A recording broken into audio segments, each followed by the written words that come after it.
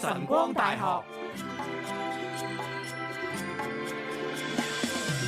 早晨，各位聽眾，今日朝頭早喺晨光大學嘅入邊電話旁邊都已經邀請咗咧，就係註冊中醫師陳佩斯醫師。早晨 Terry， 早晨啊，小白。好多人咧搭車嘅時候啦，咁啊都會遇到一個情況嘅，咁啊除咗係身體嘅體臭，都係覺得都辛苦少少噶啦，因為搭車大家都要逼。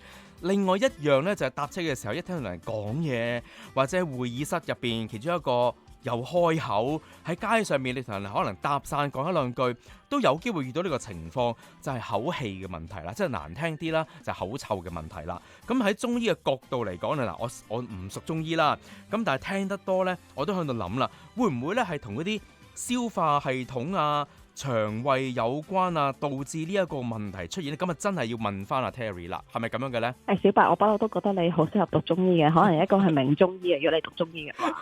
係啊，我而家有聽，我就問 Terry 先啦嚇。OK， 好啦，咁其實咧就係口臭嘅問題，你話口氣啦呢一啲咧，咁其實都有嘅病人咧係因為咧個口氣嘅問題咧去睇中醫嘅，即係我喺臨床上見啲病人係咁講啦。咁其實我哋留意一下啦，咁即係當然啦，朝頭早我哋起身，因為個口合埋咗咁耐啦嘛，成晚瞓覺啦。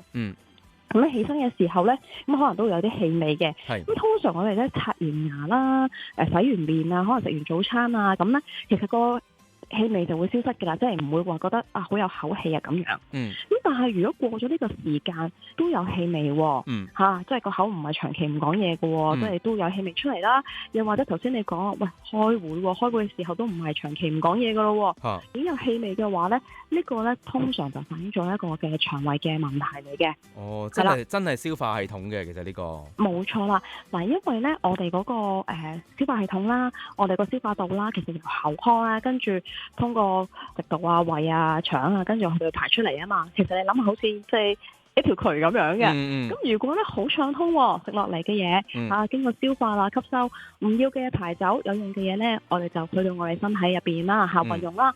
咁成件事好通暢嘅，咁你當然冇問題啦。咁你就唔會有咩氣味啦。咁但係咧，大家知道啦，嗰條渠塞咗就大件事啦。個渠塞咗嘅時候咧，就會有氣味發生噶咯。咁常見嘅咧就係乜嘢咧？咁當然係大便唔暢通啦、便秘啦，因為呢個都係一都市人嘅問題嚟嘅。咁大便唔暢通嘅話，咁啲嘢塞住喺嗰度，咁嘔下咁樣咧，就會咧有啲味道出嚟噶啦。咁啊，即係慢慢就嗰個原因就係因為呢一個啦。我仲喺度諗咧，其實有陣時既然同我哋嗰個消化系統有關啦，咁除咗係呢一方面之外，其實一有口氣，仲會唔會表示住你有機會可能身體某一個部位響起咗警號？即係我都有咁樣諗過喎。嗱，直接嚟講，當然同個消化道關係大啦。如果有口氣嘅話，通常我哋就會問啦。嗱，除咗咧佢係便秘，我哋容易理解即係嗰條渠塞咗啦，係咪？係啊。其實肚屙都係噶噃。點解咧？我有得排出嚟噶咯？點解又會覺得係會導致咧有氣味咧？因為咧輻射又代表咧啲食物咧基本上唔能夠完全消化到，其實都係代表脾胃比較虛弱啊。係啦，有啲人係咁嘅，一係就唔屙，即係一日就冇大便，一有大便就可能肚屙嘅，有啲人係咁樣啦。咁呢個亦都會容易有呢一個氣味會產生啦。咁另外咧就係佢根本可能次次食完飯我都去大便嘅，都劈噶啦咁樣，咁都係代表消化唔好咯。消化唔好都係代表咧，其實排出嚟嘅嘢都排唔乾淨啊，咁亦都會導致到留啲垃圾喺身體入邊啦，亦都會導致有氣味嘅。咁嗰啲我哋成日都話佢熱氣啊，熱氣又會有口臭啊咁樣，咁熱氣係咪同消化系統都有關係嘅咧？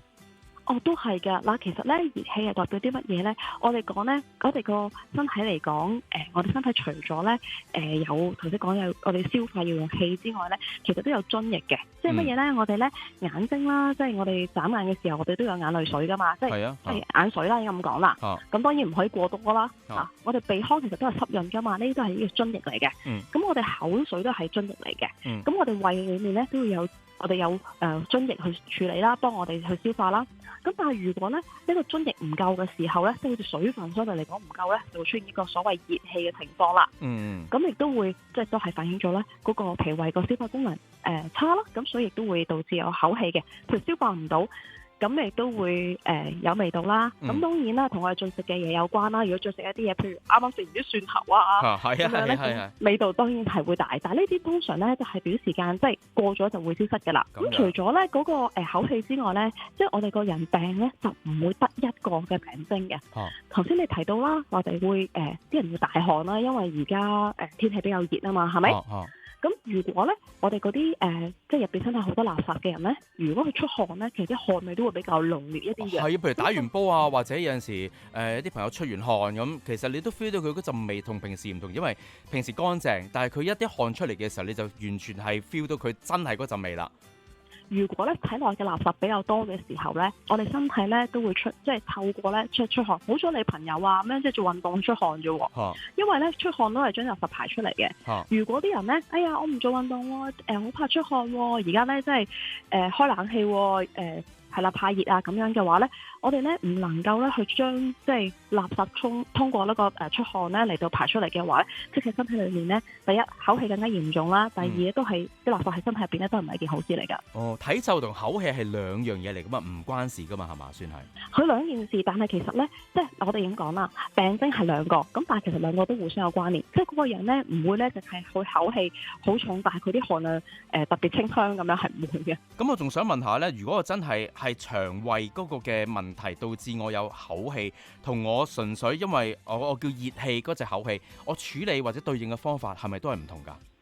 其實呢個處理方法咧都係相近嘅，基本上我哋都係調理翻呢嗰個脾胃嘅功能嘅。